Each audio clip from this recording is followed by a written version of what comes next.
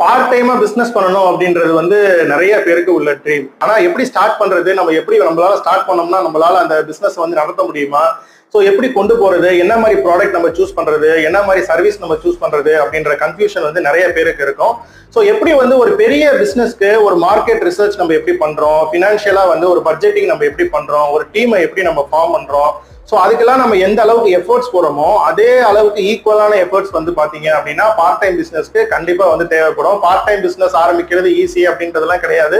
So அதுக்குமே வந்து நம்ம நிறைய ரிசர்ச் பண்ணணும். இப்போ பார்ட் டைம் பிசினஸ்ல நான் என்ன பண்ணலாம் அப்படின்ற மாதிரி நம்ம திங்க் பண்ணிட்டு இருக்கும்போது ஒவ்வொருத்தருக்குமே பாத்தீங்கன்னா ஒவ்வொரு யூனிக்கான ஸ்கில்ஸ் இருக்கலாம். உங்களோட சிச்சுவேஷன் வந்து ஒவ்வொரு, இப்போ வந்து நீங்க ஸ்டூடெண்டா இருக்கலாம், இல்ல ஹவுஸ் ஒய்ஃபா இருக்கலாம், இல்ல ஏற்கனவே வந்து நீங்க ஏதாவது ஒரு கார்பரேட் கம்பெனிலயோ பிரைவேட் கம்பெனிலயோ இல்ல ஏதாவது ஒரு இடத்துல நீங்க ஒர்க் பண்ணிட்டு இருக்கலாம். ஸோ இப்போ ஏற்கனவே உங்களுக்கு தெரிஞ்ச விஷயத்த ஸோ அதை எப்படி ஒரு ப்ராடக்டாவோ இல்ல சர்வீஸாவோ நம்ம எப்படி கொடுக்கலாம் அப்படின்றத நம்ம திங்க் பண்ணலாம்.